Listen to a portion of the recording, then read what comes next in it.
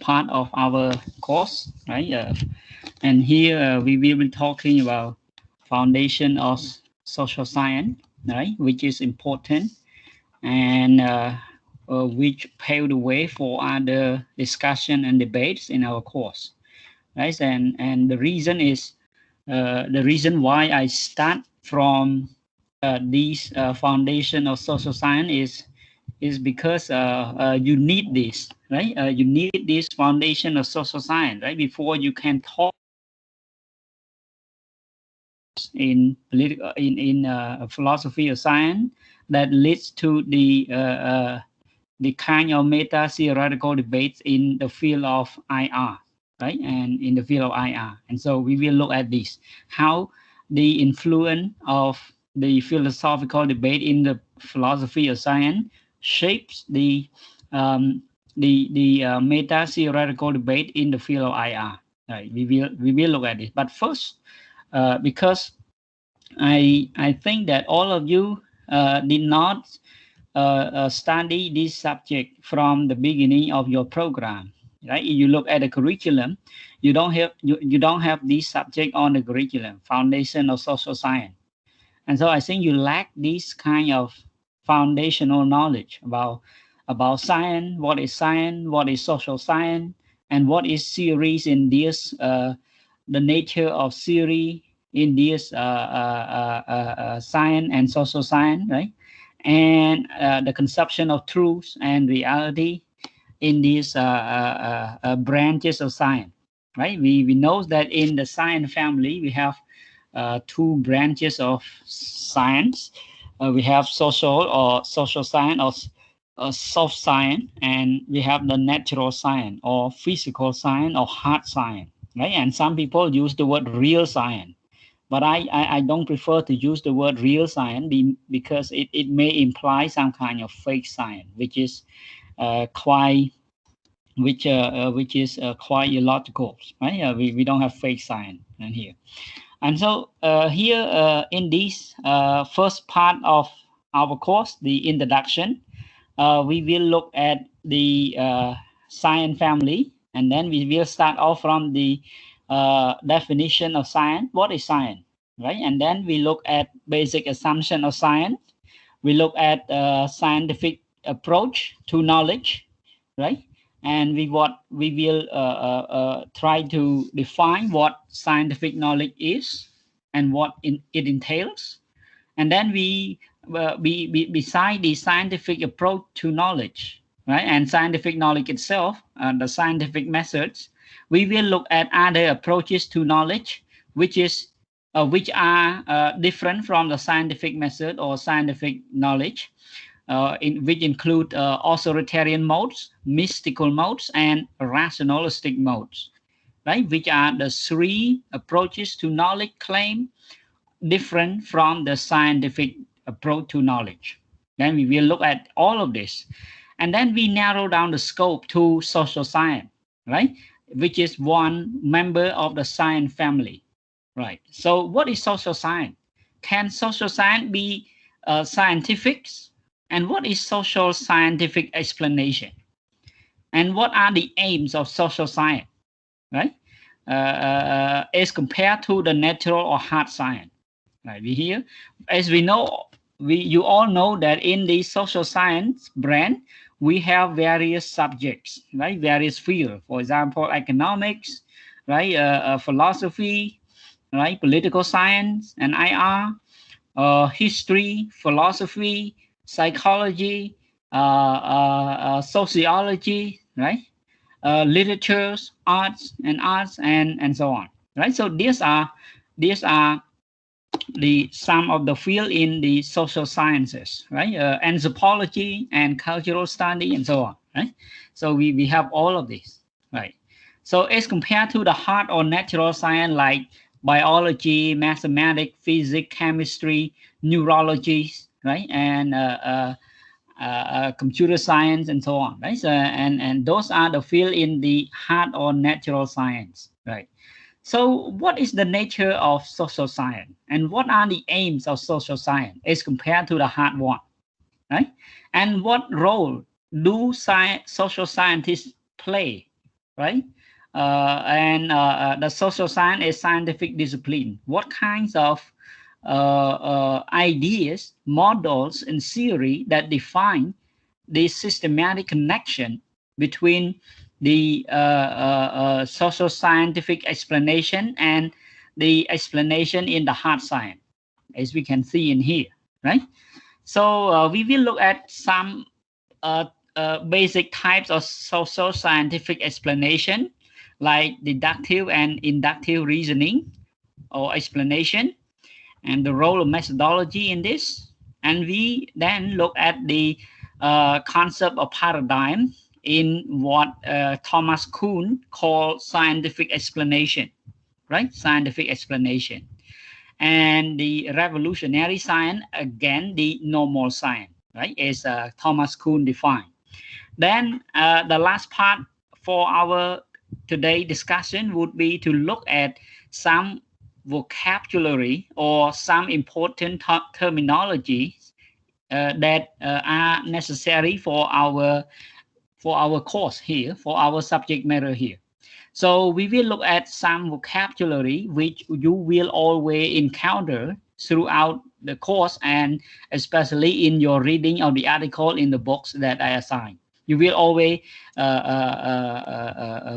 encounter this word, and you must have a good understanding of this term. So this term would include concept. First is concept. What is concept? You always say concept, but what is it? What is concept? And what are the functions of concept? And how about conceptual framework, right? And some people also use the word analytical framework. But what is it? What is conceptual or analytical framework? And how about theory, right? What is theory? When we talk about theory, but what is it? We have to have a clear definition and meaning of theory to make sure that we understand what theory really is as compared to concept. And how about conceptual theoretical framework as compared to conceptual framework? Are they the same or are they different? Right. And then from the word theory, we look at law. What is law? And how is it different from theory? Law. And the word law here, we are talking about natural law, right? Not law of the state, like you study at rule. What you study at rule is law of the state, right? Constitutional law, common laws, right? Legal system, and so on, right? But here we talk about natural law, right? We talk about those kind of causal relationship between two phenomena.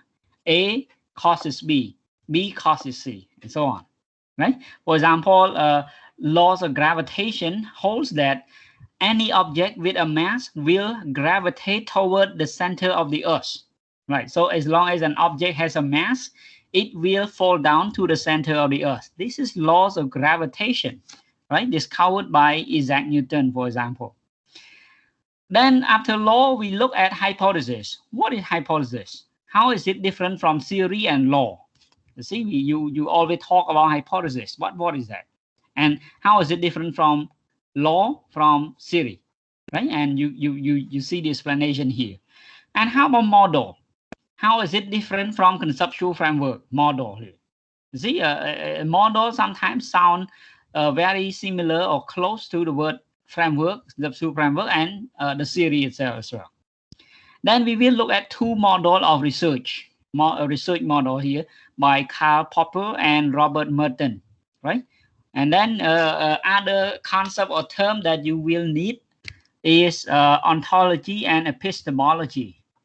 And so if all of you have gone through the reading, especially reading number 1, the first book that I upload for you, and I ask you to read introduction and chapter 1, right? And not chapter 2, I can choose introduction and chapter 1 in the first book. And in the second book, reading number 2, you read chapter 2 in that book, right? Chapter 2 is about theory. So here we look at two research models. One is from Karl Popper, theory, then research strategy. And another one is Robert Merton, research, then theory strategy. So Karl Popper's model is a kind of deductive approach, and Robert Merton is a kind of inductive approach. right? And then we look at metaphysics. Metaphysics is a brand of philosophy that deal with the question of ontology and epistemology, as well as the third dimension is cosmology. Cosmology has nothing to do with our subject matter, and so we will only talk about ontology and epistemology, right? And then you have the word causation and correlation. What is causation and correlation?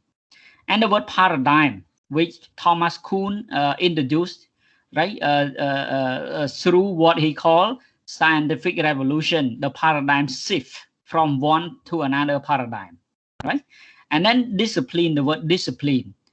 And then you have the term like empiricism and rationalism, right, which is about the philosophical debate in the philosophy of science, empiricism and rationalism, right, that influence positivism and interpretivism in the field of IR. Then you have the word like phenomenology. You have the explanation there, phenomenology. And one more term that I failed to include in the lecture note here is hermeneutics. Hermeneutic. What is hermeneutics here? And you will encounter this word in your reading of the first book as well, right? And also in the chapter 2 in the second book, you will also meet this term.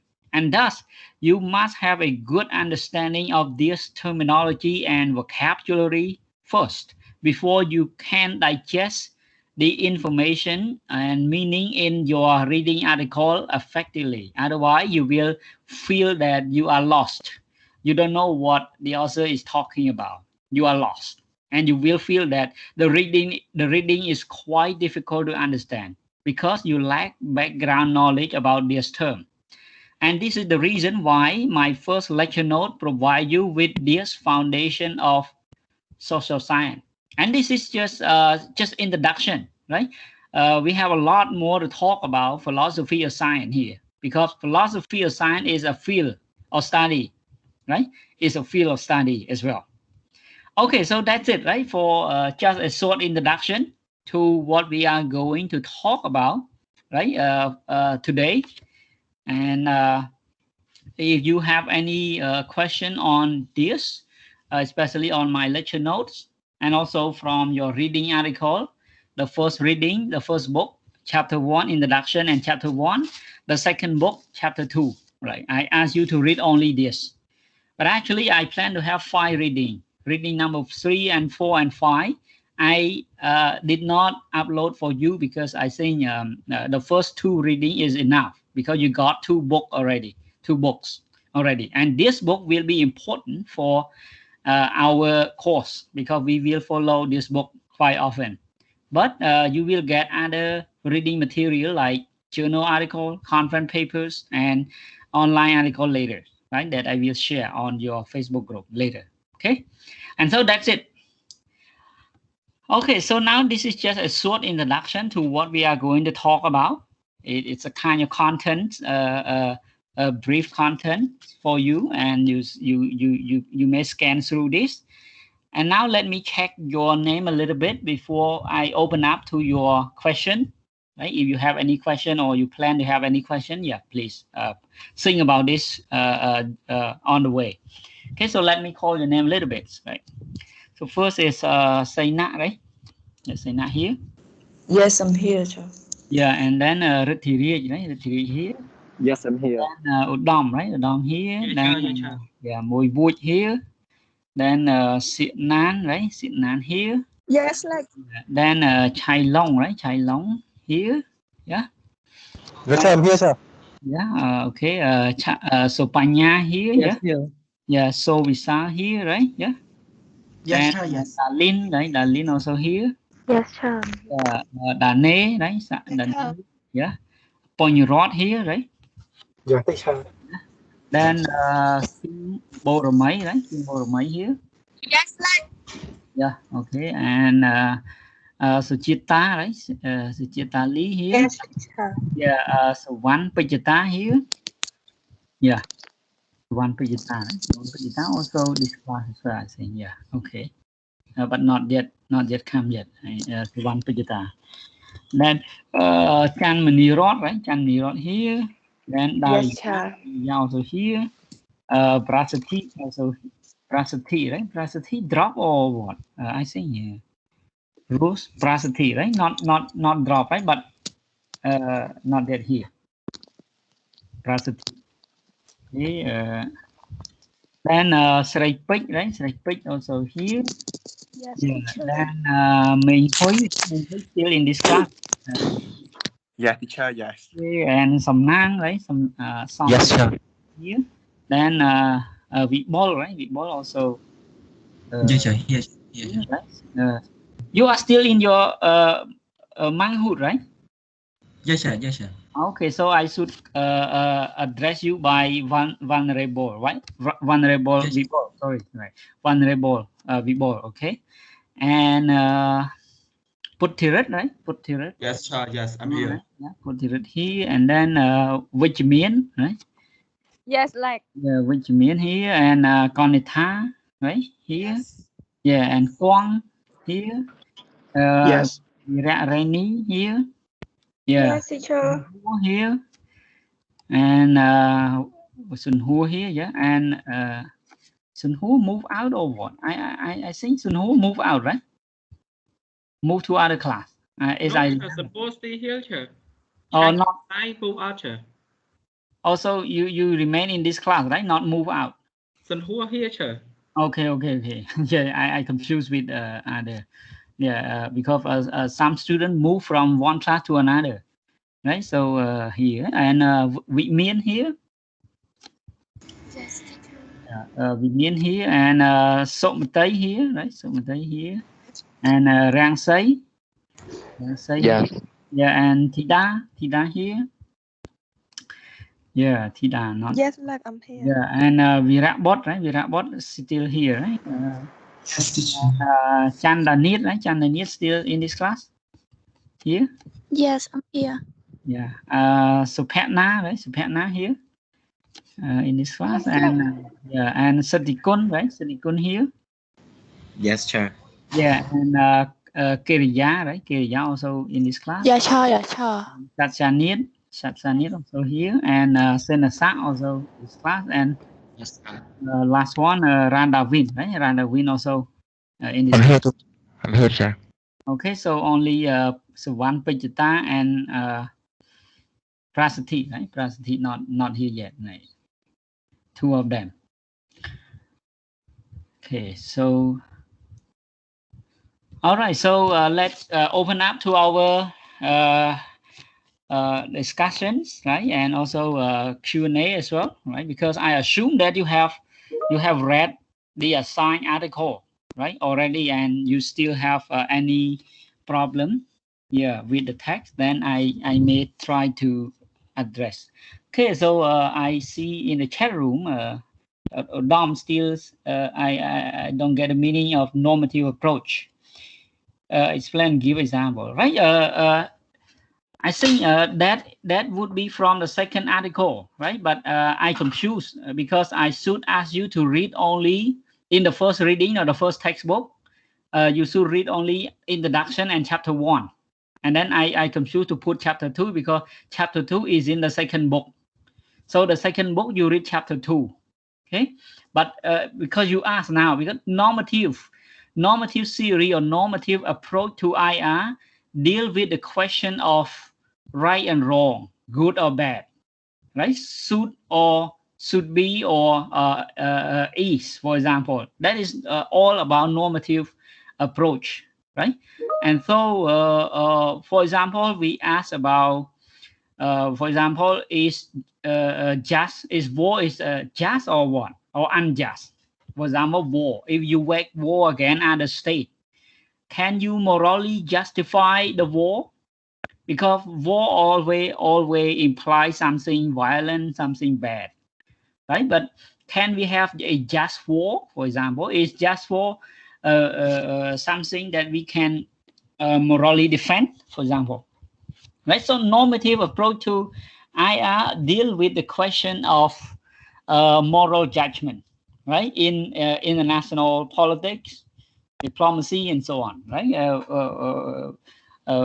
question about justice, about moral judgments, right, of war and peace and so on, right? So that's normative approach to international relation and world politics.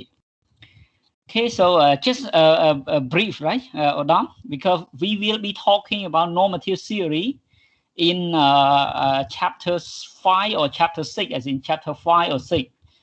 We will go to normative theory, and we will be talking in more detail about normative theory or normative approach in political science and IR, right?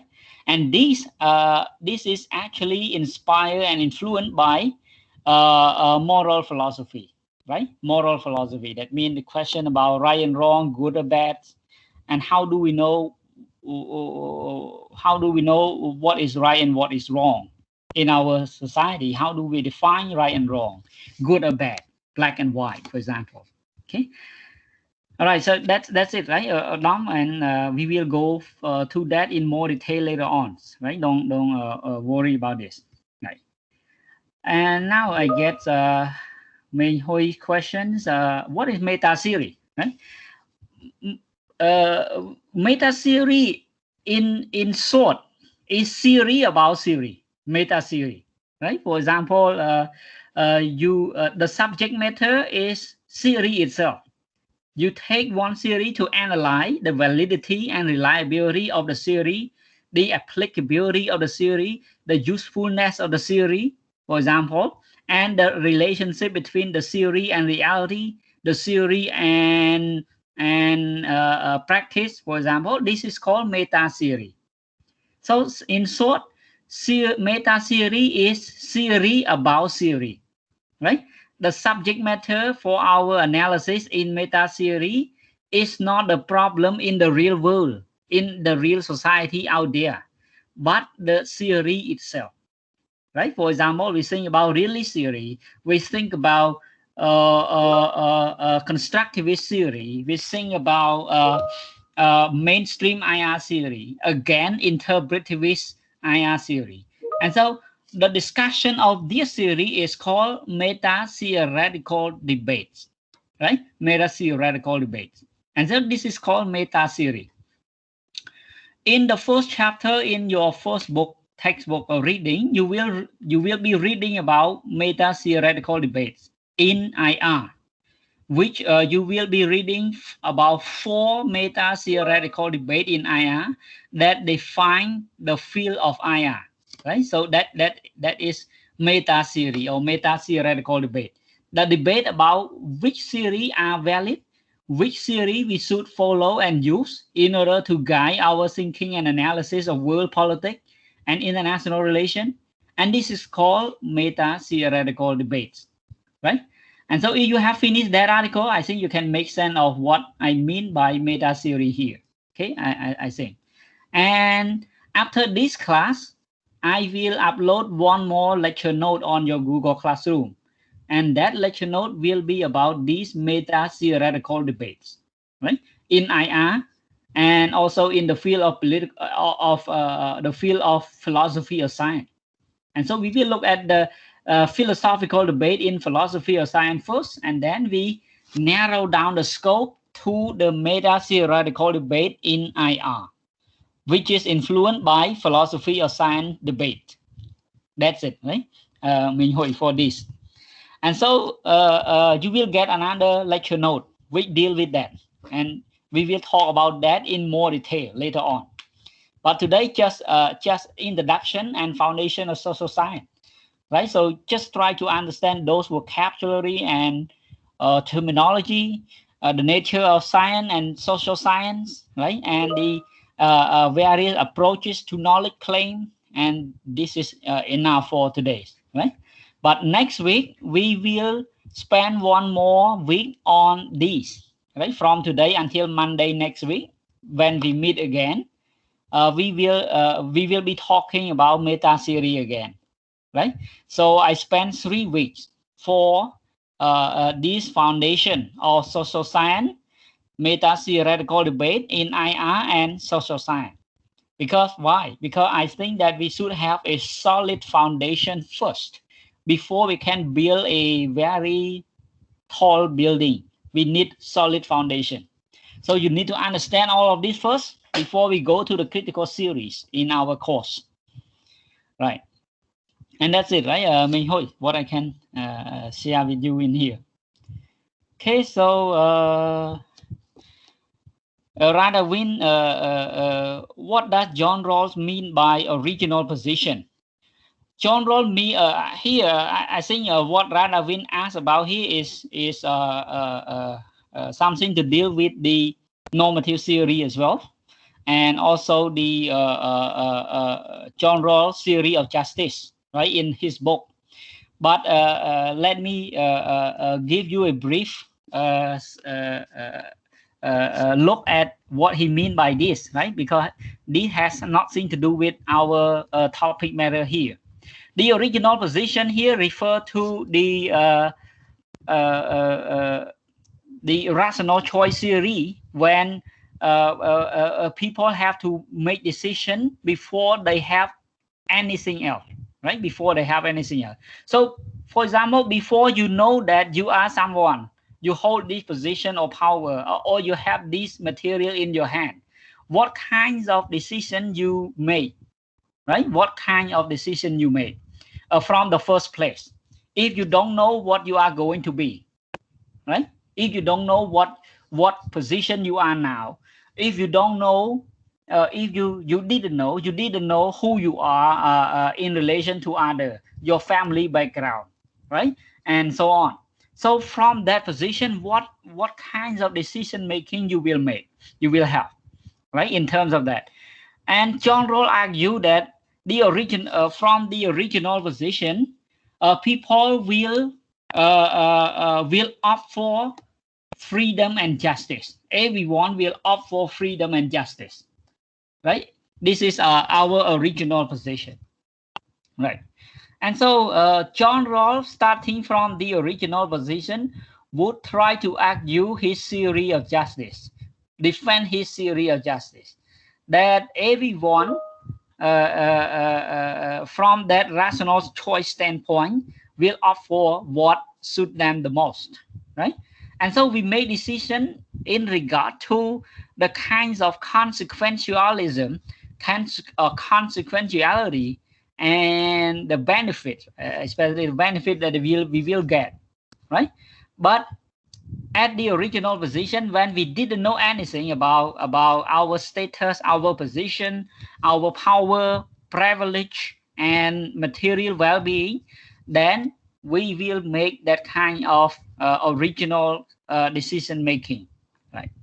This is what John Rawls means by original position, I think, right? In his book.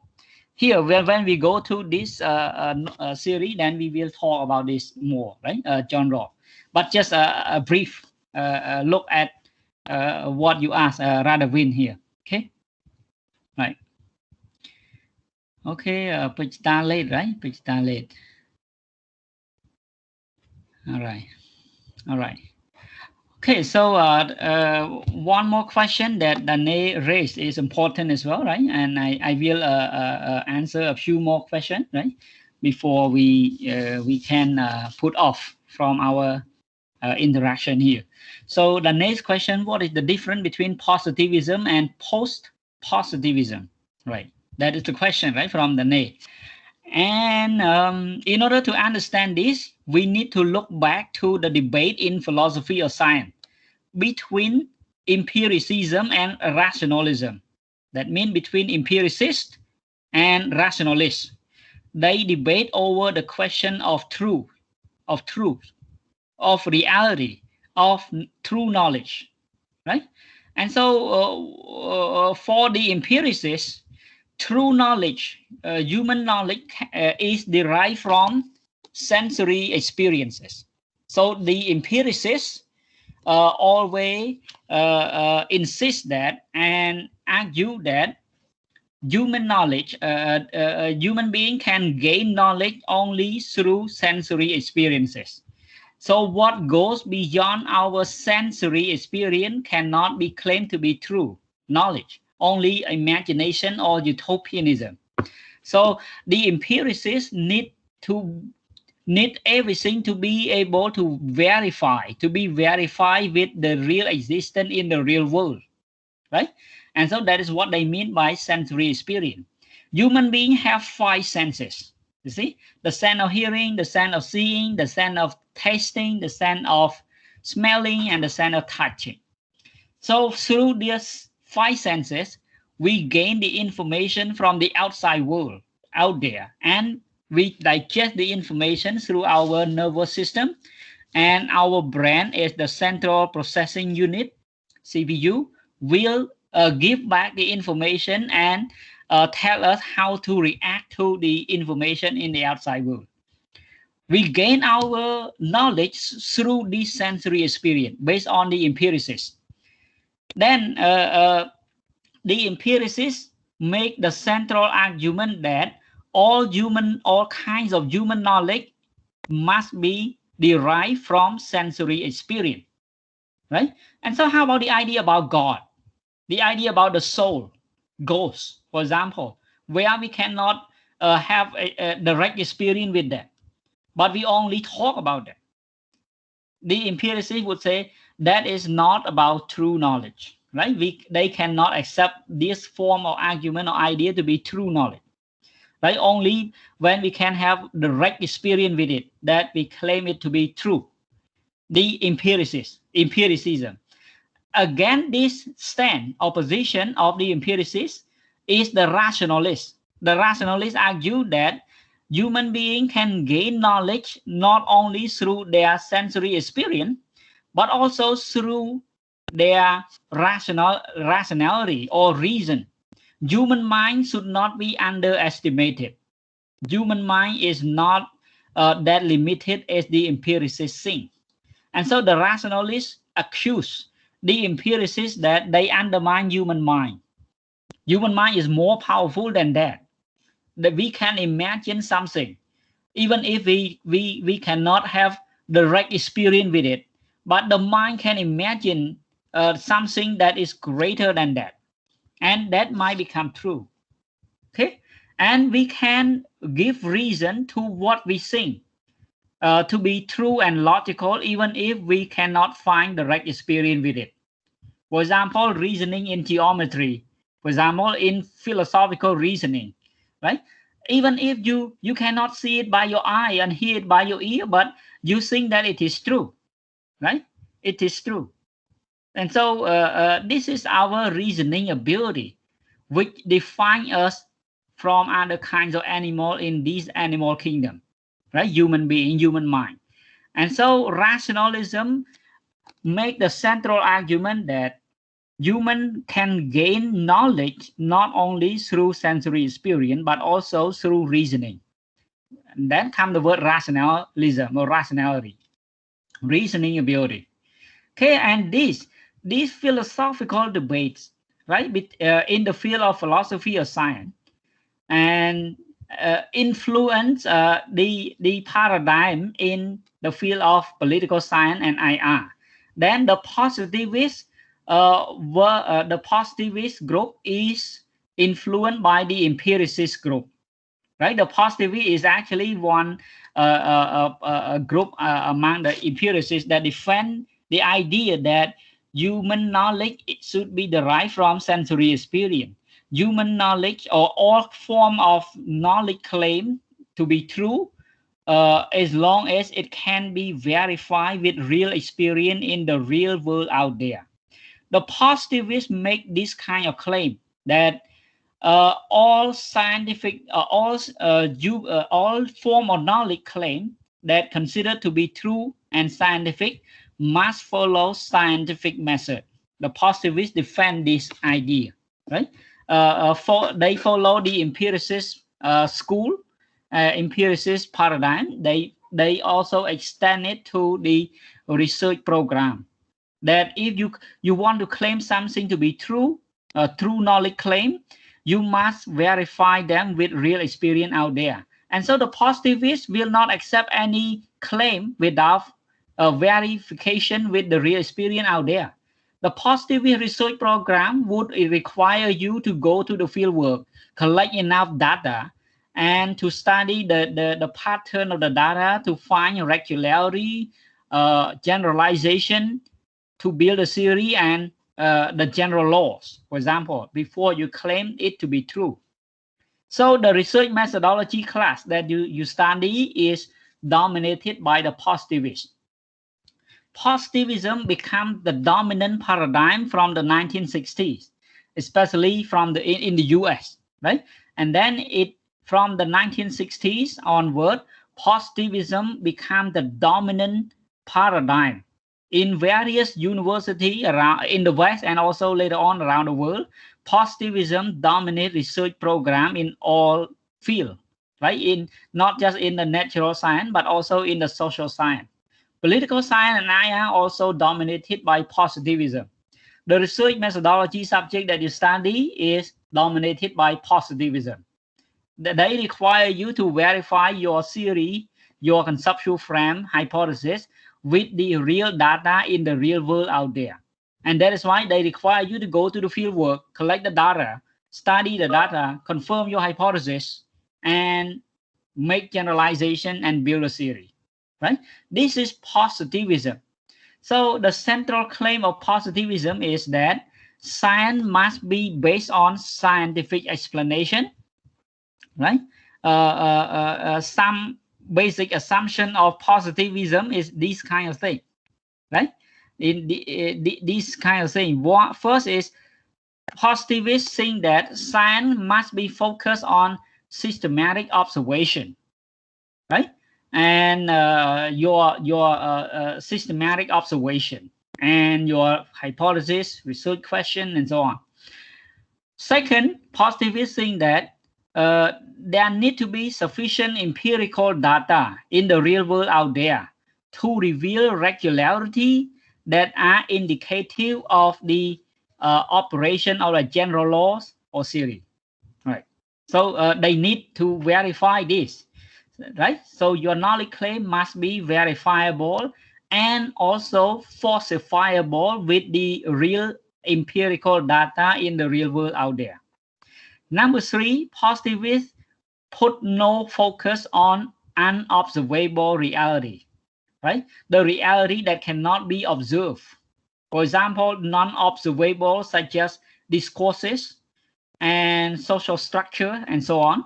The positivists would refrain from talking about them, right? Because they cannot be measured, right? So the positivists would insist that if you talk about some concept like poverty, for example, you need to operationalize the concept into measurable variable so that we can measure them. So in terms of poverty, how can you measure poverty? The positivists say you need to come up with some variable or some indicator, so right, in order to measure poverty. And thus you come up with poverty line, right? And the indicator here is your income. And so if you earn less than $2 per day, then the indicator of $2 per day defines poverty.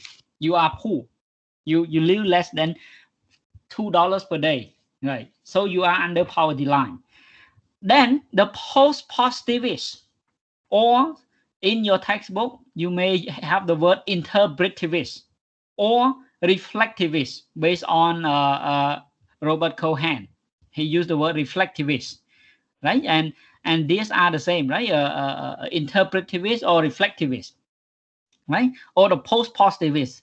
They are again this position adopted by the positivists. They think that the positivists seem to take social science as something too objective. You cannot find the objective reality as the positivist claim. Social science must be subjective because human beings are not machines. Human beings have feeling, emotion, perception, ideas, right? Human beings, they may be biased at times, right? They may be influenced by the outside environment and the external world. Human beings may sometimes hate someone else without reason. And this is the nature of human being. And when it comes to the study of human being and their society, the social processes, You cannot achieve 100% objectivity that is independent of their feeling, their emotion, their perspective, their kind of ideas. You cannot, right? So because of this, the post-positivism, the interpretivism or reflectivism argue that positivism is not the reliable model of science, right? Especially when it comes to the study of social processes in social science, right? Because here it is quite limited. You cannot. For example, if you measure poverty in terms of poverty line, this is quite misleading, right? Because the concept of poverty and wealth cannot be defined only in terms of poverty line. There are a lot more other variables at work that you may fail to consider. For example, even if the person may earn less than $2 per day, he may not be poor, right? Because he may have other stuff like his house or real estate worth $1 million, for example. Is he poor? Yeah, and that is the point here. And sometimes even the person may not have a lot of money, but he feel enough. He or she feel enough. He or she doesn't need more, and so he is already rich. He feel rich already, and so here, the post-positivist or the interpretivist or the reflectivist think that to define or operationalize concept into a measurable variable using those indicators are misleading, right? The positivist model of science is misleading and limited, cannot account for the real meaning of social explanation. And thus, from the mid-1980s on, the debate seemed to focus more on the post-positivist rejection of positivism. And this is influenced by post-structuralist as well. Post-structuralist definition of science and social scientific explanation, and especially the analysis of language use in our conception of truth. And this, from the mid-1980s on, the positivism started to be challenged and also rejected. But this doesn't mean that we have to forget positivism. Still, positivist account of science, positivist model of science still dominate our scholarship, right? Still dominate our scholarship. You can observe that at various universities around the world, not just in the West but also in the East, positivist model of science still dominate research program. That is why in your research methodology, you still study those research methodology using positivist program or paradigm. Okay, and in the field of IR as well, you still follow the positivist paradigm, even if now many scholars have suggested that we should take a look at the post-positivist approach to IR as well. And that is why we come to this course. Okay, and so I think this is enough for me to share with a question the Nay has raised. Right, this is a big question and also important question in our discussion here. Okay. Okay, so that's it, right? Danae, for your question, and everyone else that you may have also the same question or the same doubt about this. Then I hope I have shared with you this kind of thing, right? Saina explain the four debate briefly in an essay, easy way to understand. Okay, Saina, this will take a lot of time. But this will be discussed next week, right? Your question about the four meta theoretical debate in IR and social science, and for this I will upload my lecture note that talk about this later in your Google Classroom. So you will get the lecture note that will explain this question for you. Okay, so don't worry about it, and we will be talking about this next week. Right, for Saina, right? Sun Hua. Yeah, also late, right? Sun Hua. Okay, so Sun Hua in this class. Okay, yeah, I get it, Sun Hua. And then Chan Panya, positivist and imperialist are the same. No, I think Panya confused the word interpretivist, not imperialist, right? Imperialist is not in philosophy or science debate, right? Imperialism, no, not here. Interpretivist, right? Not imperialist, right? Yeah, and your question, debating only for practical experience, so both of them can replace each other? No, not like that, right? Here we will look at this again next week, right? When you read my lecture note, I think you get some idea. But from my explanation just now, I think you get almost everything, the whole idea for this between the positivist and the post-positivist. So one group is empiricist and positivist, right? The positivists adopt the position from the empiricists. They share many things in common, and they can be grouped together, empiricists and positivists. Another group that challenge the empiricists and positivists is called interpretivism, or reflectivist, or post-positivist. Okay, they share the same position about the knowledge, true claim, and about reality in the real world. What we should study here, right? All right.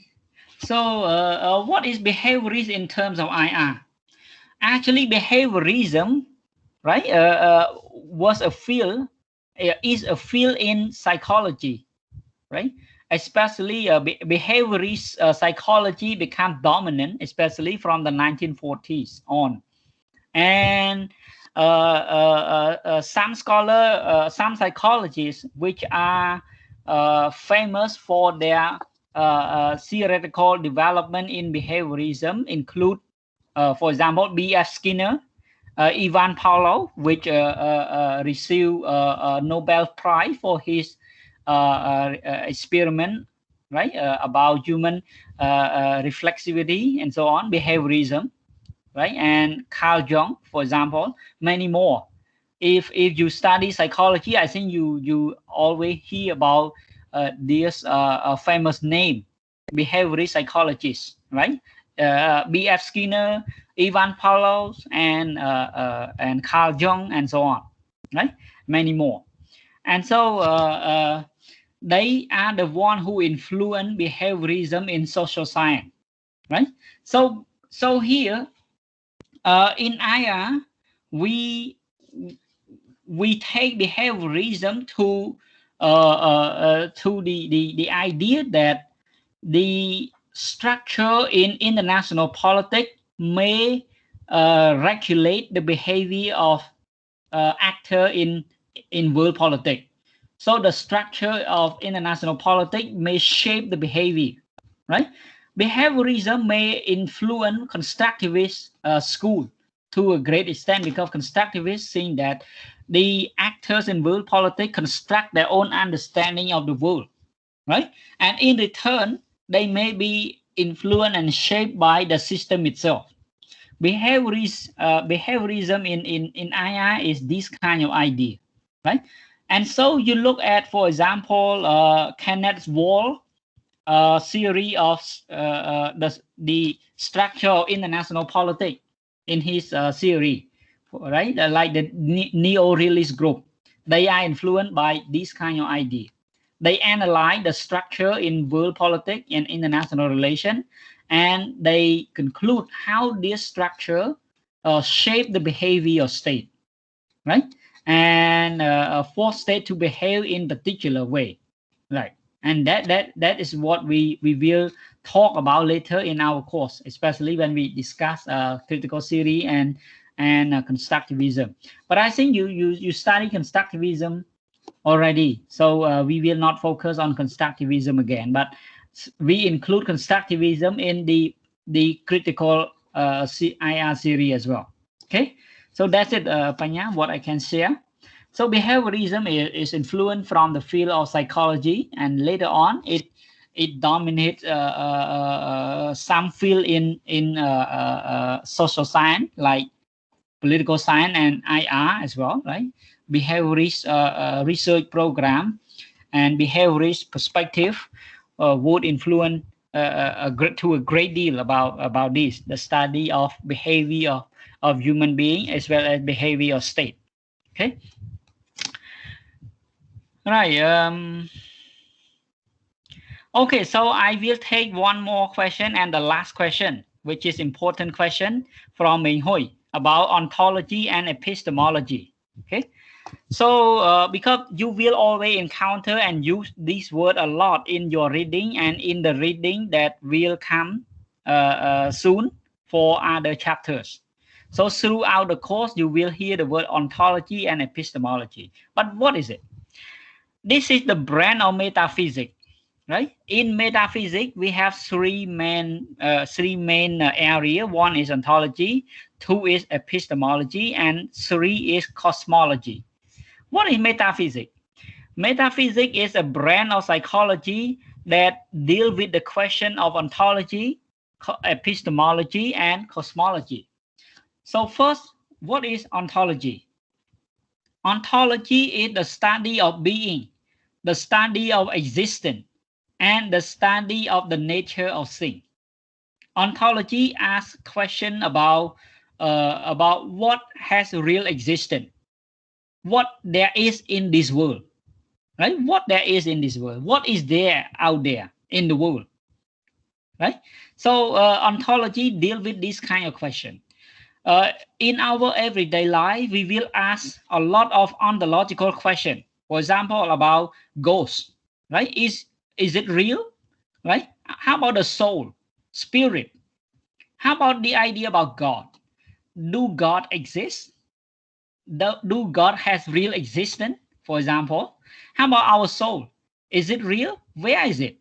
Is it in our brain or in our body? And do you believe in the afterlife or the previous life? Where do our soul go, right, after we die? Will it float into another world, the spiritual world, or what? And where is that world, for example? So these are some examples of ontological question in our everyday life. And sometimes small kids raise this kind of ontological question that we find it hard to answer. Okay, but how about ontology in IR and political science? Ontological questions, for example, in IR may deal with the question about, for example, just war. Is just war possible? Right? Is war just or unjust? How can we morally justify war when one state wage war against another? How can they claim their war to be a just war? For example, just war theory. Is it real or is it possible? Right. How about social justice and social equality, right? Claimed by the socialist group or the Marxist group. Is it real, right? Or is it just a kind of utopianism, not a legitimate aspiration? It's a matter of human imagination, for example. So this is some example of ontological question in IR and political science that here. So when we talk about the ontological position, we talk about our perspective about existence, about truth, about the nature of things, whether it has real existence, right? Or how can we know that? Then the question about this come to the second one, epistemology. Epistemology, in short, is the theory about knowledge. Theory about knowledge, right? About how we come to know what we know. Right? If we adopt the ontological position about truth, we assume that there is something out there. How do we know that there is something out there? Right? How do we know what we know? How do we gain our knowledge about stuff in the external world out there? Epistemology deal with this kind of question, right? And To some scholar, epistemology will dictate methodology, the methodology that you will use to arrive at the reality or the knowledge that you claim to be true. So our epistemological position is defined by our ontological position. Okay, and mainly there are two basic ontological positions about truth. One is that thing has a real existence out there, but the thing has real existence out there and independent of us, and our job is to find out what is there in the world out there. They all have real existence independent of us, and we must find out what is there in it.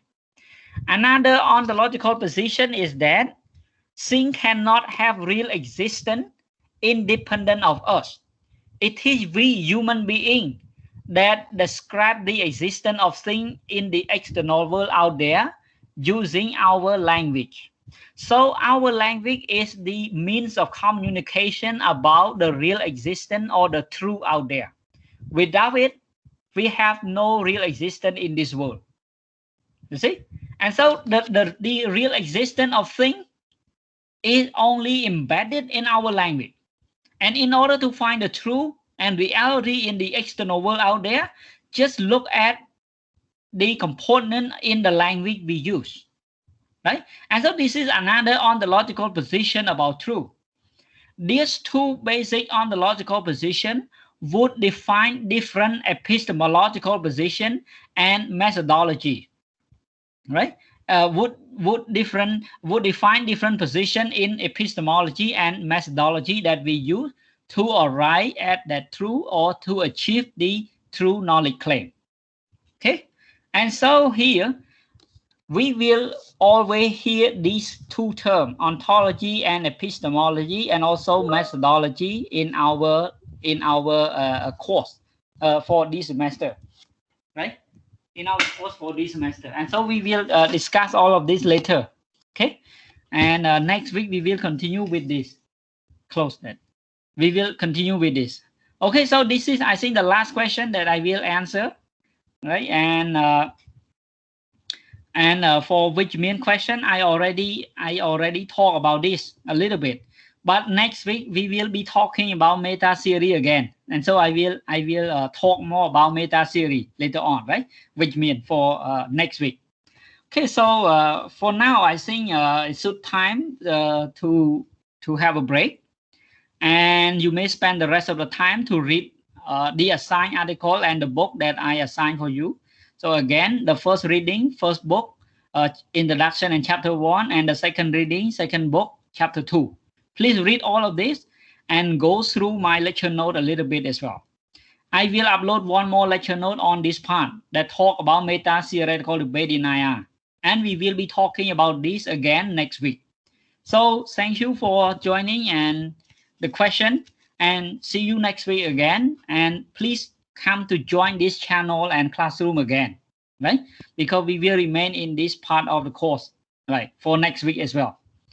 Okay, so thank you, and see you next week, right? And please enjoy your self-study time, and goodbye. See you next week.